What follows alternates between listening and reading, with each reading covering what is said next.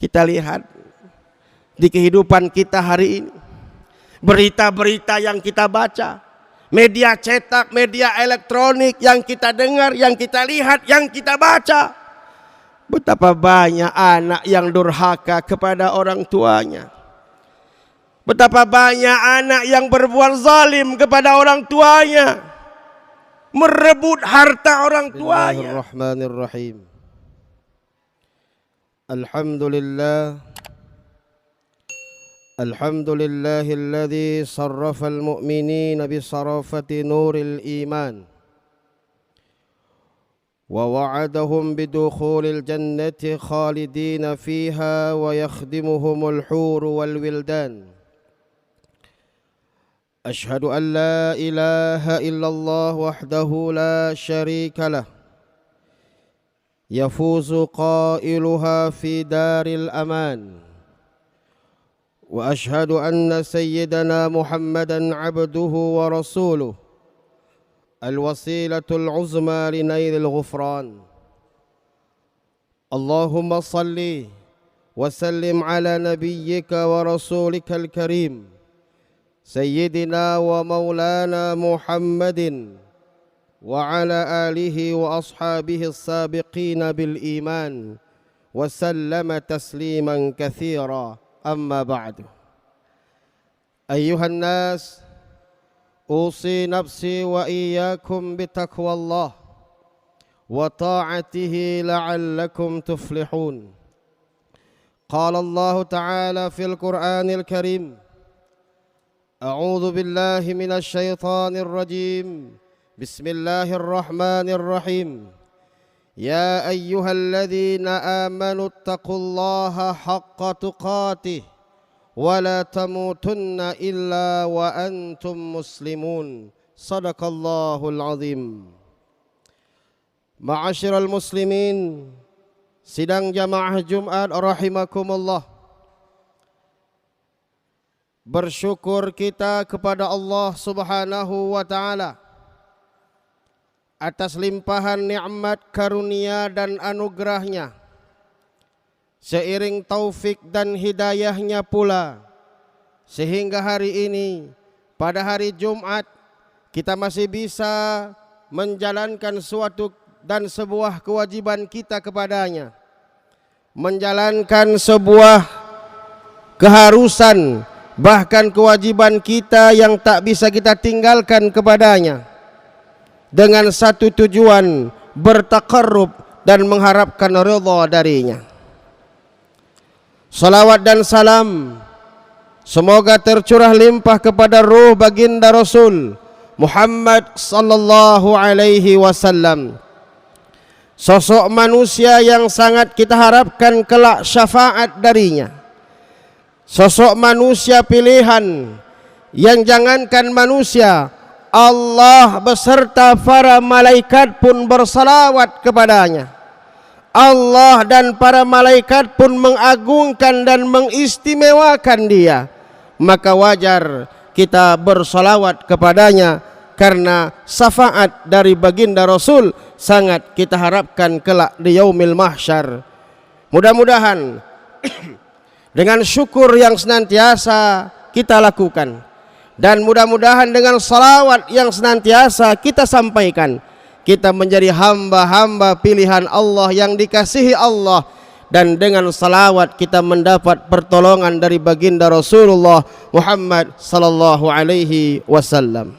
Ma'asyiral muslimin, sidang jamaah Jumat rahimakumullah. Setiap kita kepingin bahagia. Setiap muslim ingin mendapatkan kebahagiaan. Di dunia ingin bahagia. Rezeki ada, jabatan ada, harta ada, keluarga sakinah, mawaddah, warahmah. Tapi tak bisa kita pungkiri bahwa puncak keinginan kita kebahagiaan itu tidak hanya sekedar di dunia saja, tapi sampai ke akhirat. Kalau bahasa anak muda zaman sekarang, orang yang enak itu adalah kaya hidup di dunia, mati masuk surga. Kaya hidup di dunia, mati masuk surga. itulah puncak kebahagiaan yang diharapkan setiap orang. Wajar kalau setiap doa sering kita memanjatkan, Rabbana atina fid dunya hasanah wa fil akhirati hasanah wa qina adzabannar. Inilah kebahagiaan yang sangat didamba-dambakan oleh setiap kita. Di dunia bahagia, di akhirat juga kita bahagia. Kaum muslimin sidang jamaah Jumat rahimakumullah, mencapai kebahagiaan akhirat tidaklah semudah mencapai kebahagiaan di dunia. Mencapai kebahagiaan di akhirat harus bersungguh-sungguh. Ibadah kita lakukan, salat kita dirikan, sedekah zakat kita keluarkan, haji umrah kalau mampu kita tunaikan, hablum minallah kita galakkan, hablum minannas kita tingkatkan. Antoh itu pun barangkali kita belum tentu mendapat kebahagiaan.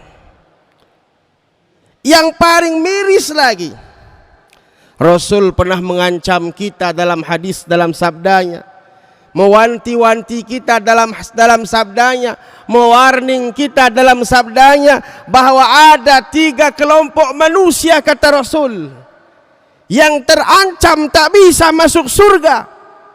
Ada 3 kelompok dengan 3 amalan yang terancam tak bisa masuk ke dalam surga.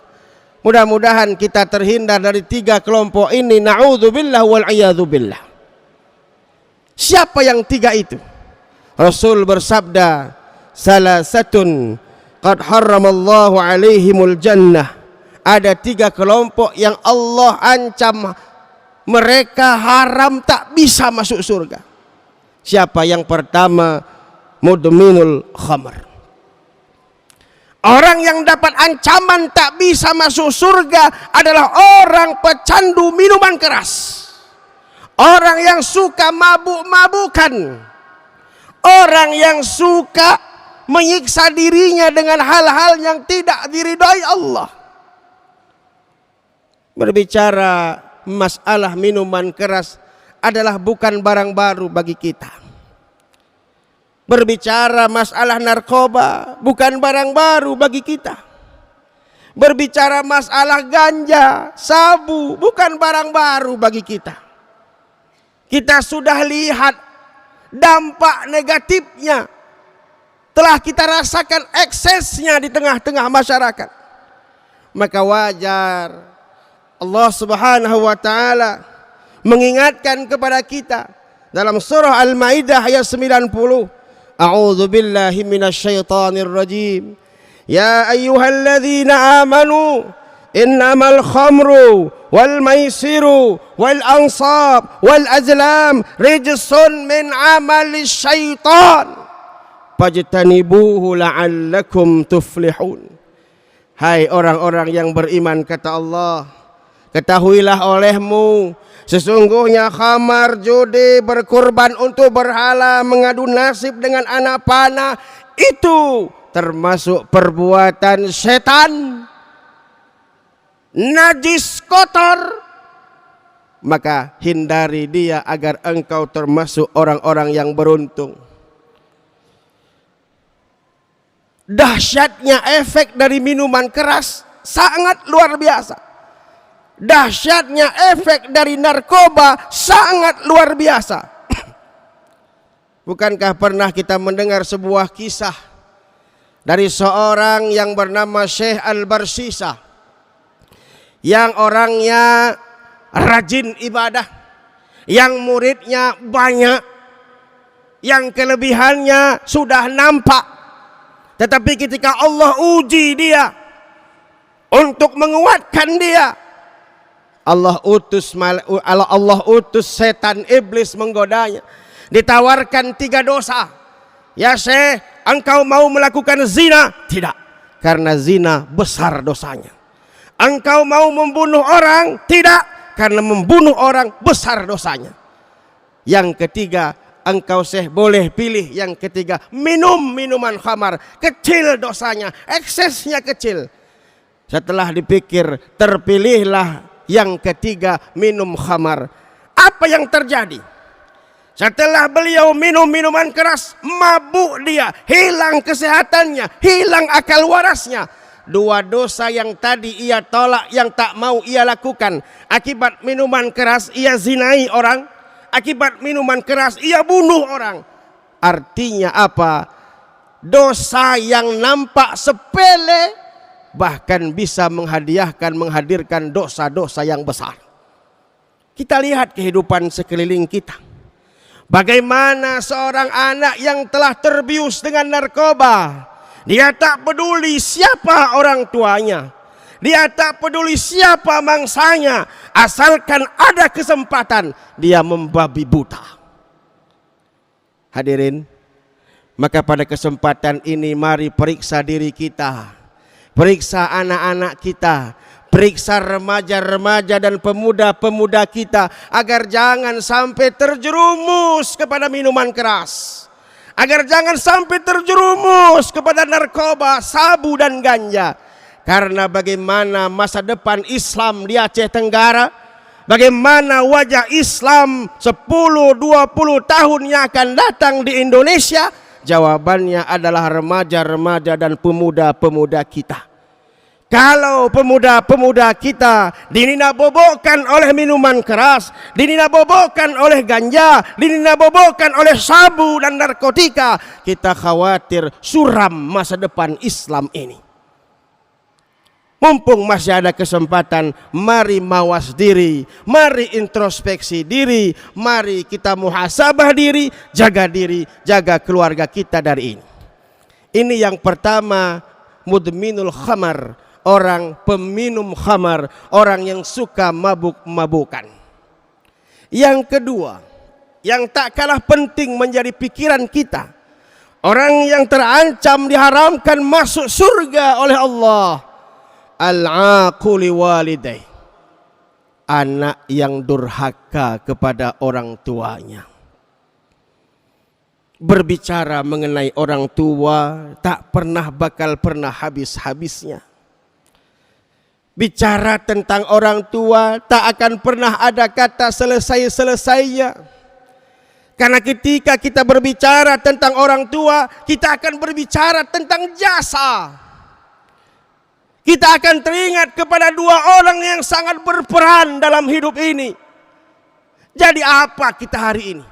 Sehebat apa kita hari ini? Seagung apa derajat kita hari ini? Tak akan pernah bisa luput dari peran dan jasa orang tua kita.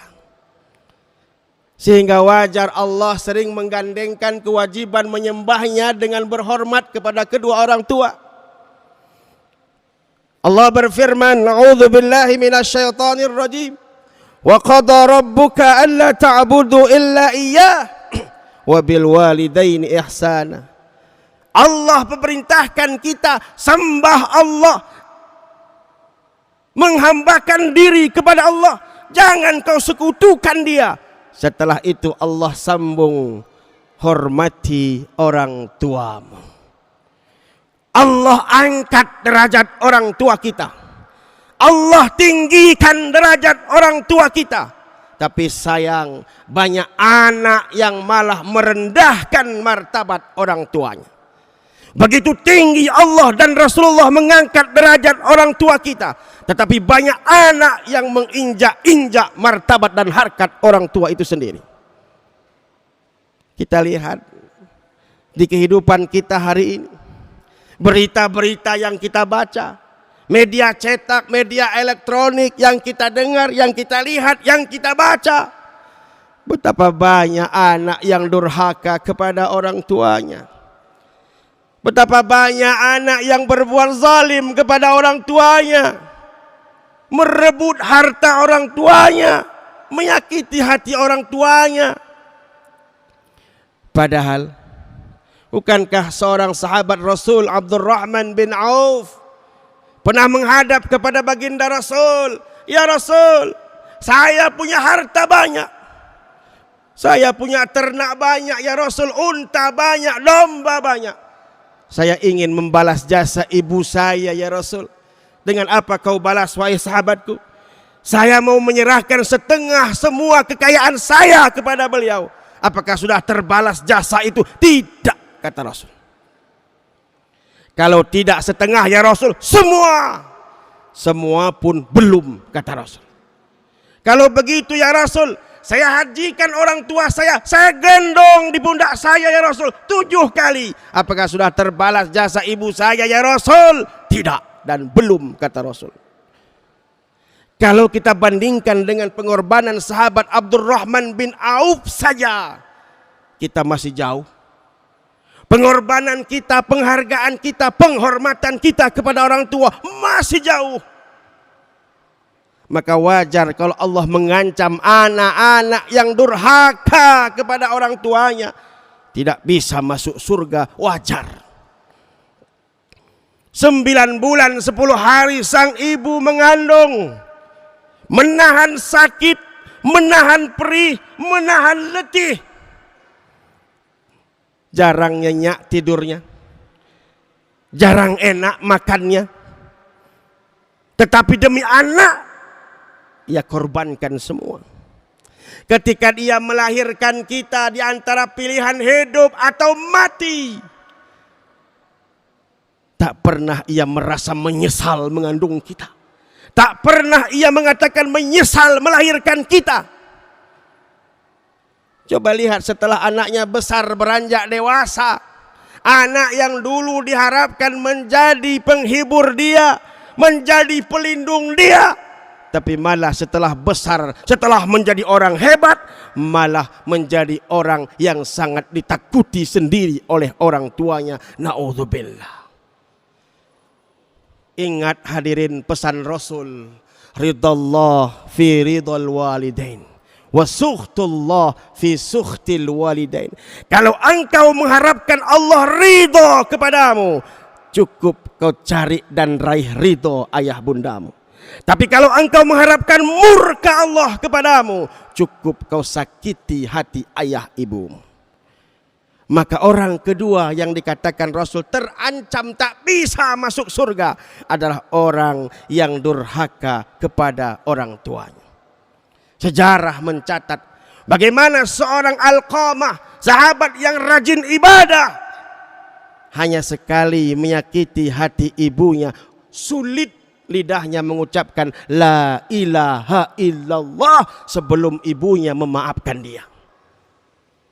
Bagaimana pula kisah Uwais Al-Qarni, seorang yang hidup di zaman Rasul tapi tak pernah berjumpa Rasul, merindukan Rasul. Rasul tak pernah jumpa dengan dia, tapi Rasul berpesan kepada Umar, berpesan kepada Ali, hai Umar, kalau engkau nanti berjumpa dengan seorang yang berasal dari Yaman, namanya Uwais Al-Qarni, datangi dia, mintakan doa kepadanya. Umar bingung, sehebat apakah Uwais Al-Qarni, sealim apakah Uwais Al-Qarni. Tapi setelah jumpa, Umar baru tahu bahwa kehebatan si Uwais adalah anak yang sangat berbakti kepada ibunya. Ini yang kedua.